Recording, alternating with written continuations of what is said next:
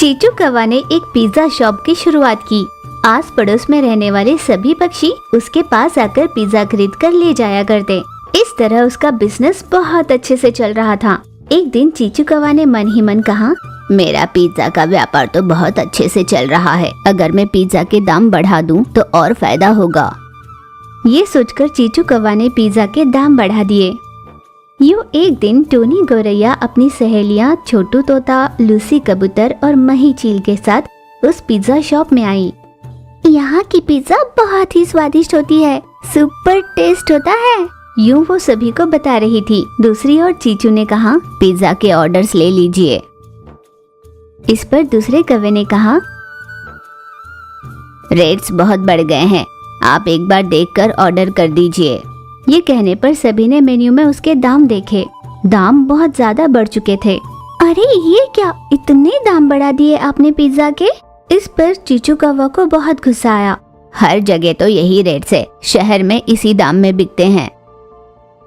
आपको क्या लगता है कि शहर के दाम हमें नहीं पता? हम कभी शहर गए नहीं, हम सब जानते हैं। टोनी ने भी अपनी नाराजगी जताई। यूं बातों बातों में बात बहुत बढ़ गई। तुम सभी को देखकर ही पता चल गया था, तुम्हारी इतनी औकात नहीं पिज्जा खाने की, अब चलो निकलो यहाँ से।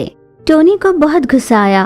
क्या कहा तुमने? हमारी औकात नहीं पिज्जा खाने की? अगर तुम्हारी ही शॉप के सामने तुमसे भी बड़ा पिज्जा शॉप न खड़ा कर दिया ना तो देखना। ये कहकर वे सभी वहाँ से चले गए। उसने कितना कुछ सुनाया हमें, सच कहा, हमें उससे भी बड़ा पिज्जा शॉप खड़ा करना होगा। हाँ, जिसके पास जितनी भी जमा पूंजी हो सब लेकर आना। ऐसा तय कर वे सभी अपने अपने घर के लिए वापस लौटे। फिर वे सभी अगले दिन इकट्ठे हुए। मेरे पास 50,000 है। मेरे पास भी 50,000 है।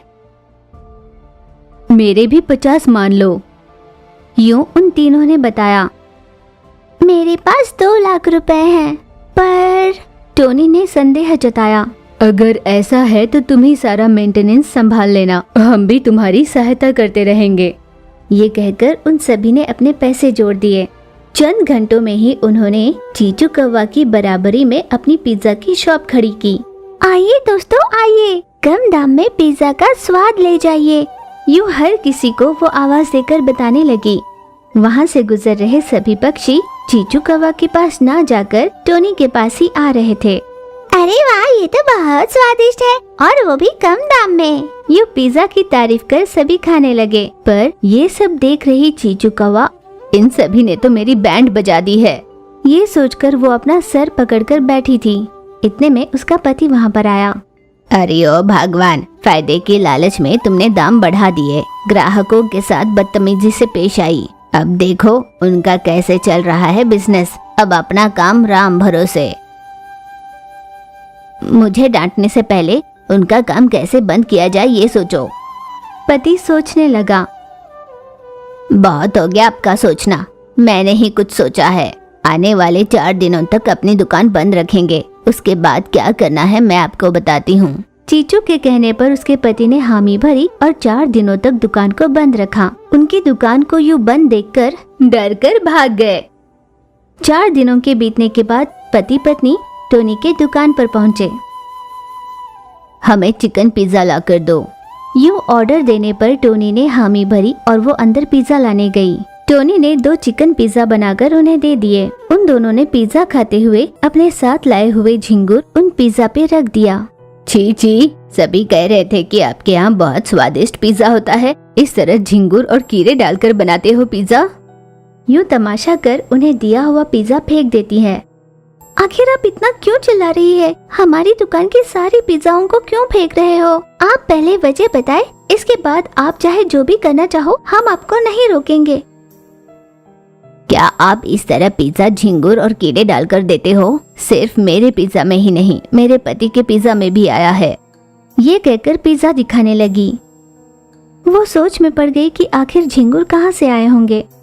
ऐसे बुत बनकर क्या खड़ी है? ये सब आपके लापरवाही की वजह से हुआ है। सभी पक्षियाँ ये देख रही थी। टोनी बहुत उदास हो रही थी। हे भगवान, ये सब क्या हो गया? मेरे दोस्त कहाँ है? इस समय उन्हें होना चाहिए था।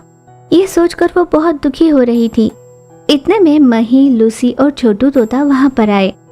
आ गए, आपका ही इंतजार था। ये कहते हुए वो सारी बात बताने लगी। अच्छा, तो क्या आप मेरे साथ चलकर सिस्टम में एक बार देखेगी? लूसी ने कंप्यूटर खोलकर उन्हें बताया कि किस तरह चीचू कौवा ने चालाकी से झिंगुर पिज्जा में रखा।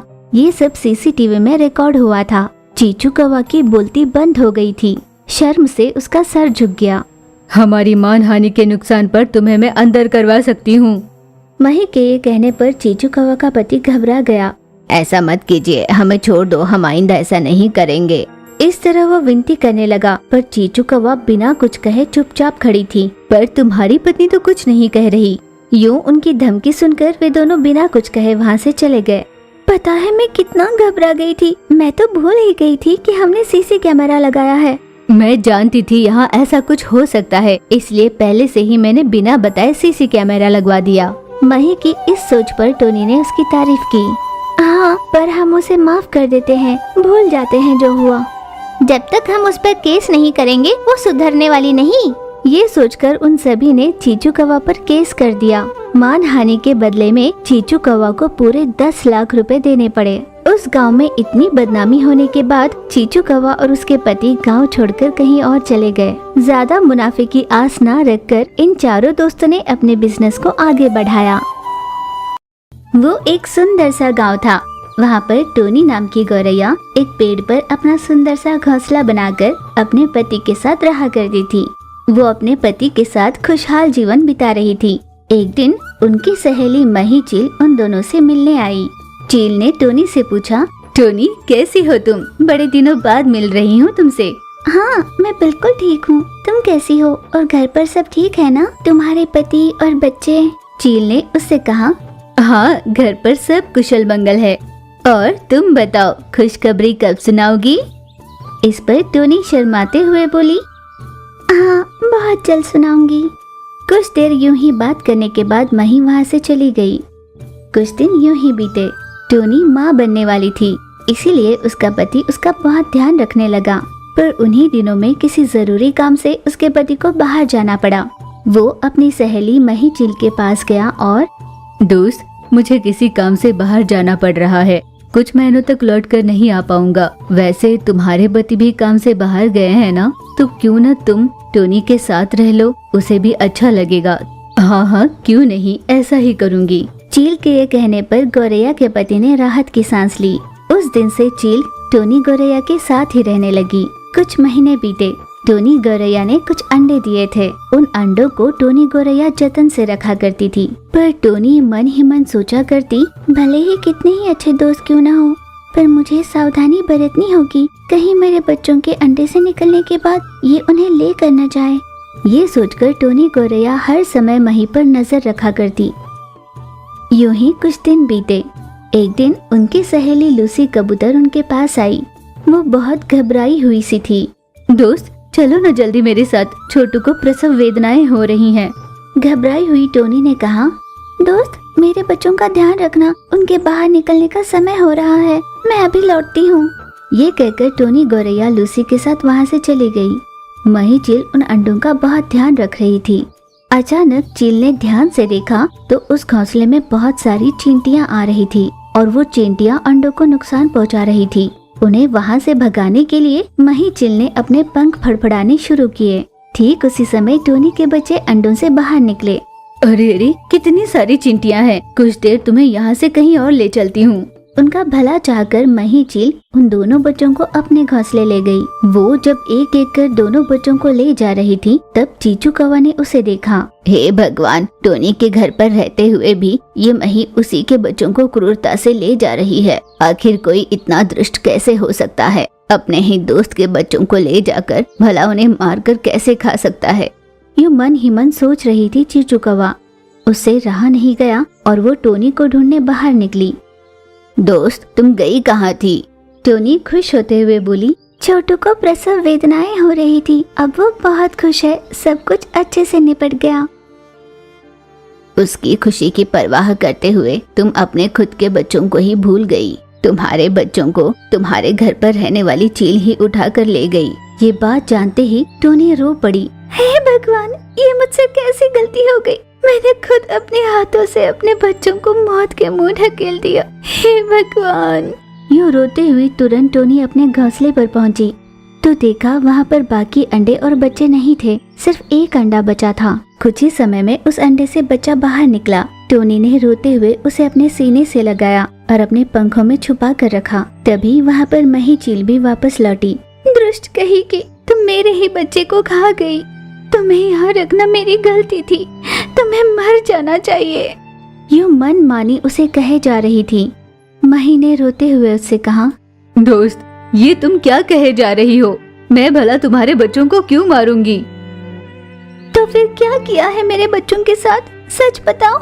यहाँ बहुत सारी चींटियाँ काट रही थी उन्हें, इसीलिए उन्हें सुरक्षित जगह लेकर गई हूँ। चलो मेरे साथ, मैं दिखाती हूँ।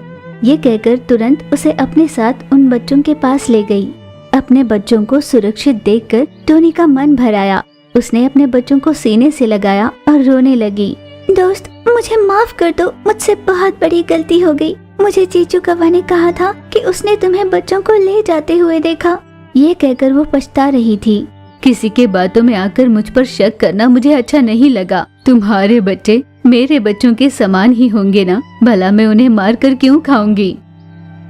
दोस्त, मुझे माफ कर दो, मैंने तुम्हें बहुत गलत समझा। मैंने तुम पर सिर्फ शक ही नहीं किया, तुम्हारा अपमान भी किया है। खैर कोई बात नहीं, इतने अच्छे मौके पर भला ये सारी बातें क्यों? तुम अपने बच्चों का अच्छे से ध्यान रखना, मैं चलती हूँ।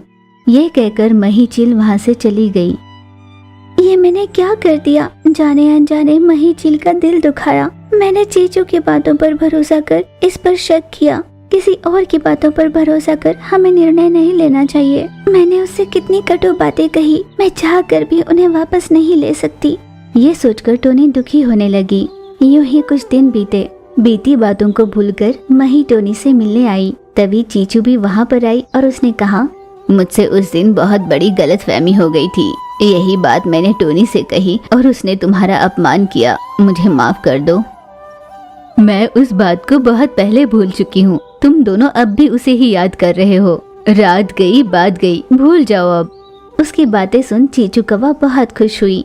तुम्हारी बातों से तुम्हारे नेक दिल का पता चलता है। जो भी तुम्हारे मन को अच्छे से जान गया वो तुम्हारी दोस्ती को कभी खोना नहीं चाहेगा। हाँ दोस्त, तुम ही मेरी पहली और अच्छी दोस्त हो। मैं ये सोचकर दुखी हूँ कि मेरे पति से पहले मैंने तुमसे दोस्ती क्यों नहीं की। इस पर मही चील ने कहा, हाँ तो अभी देर कहाँ हुई है, अब से हमेशा के लिए हम अच्छे दोस्त बने रहेंगे। इस बात पर सभी खुश होकर हंसने लगे।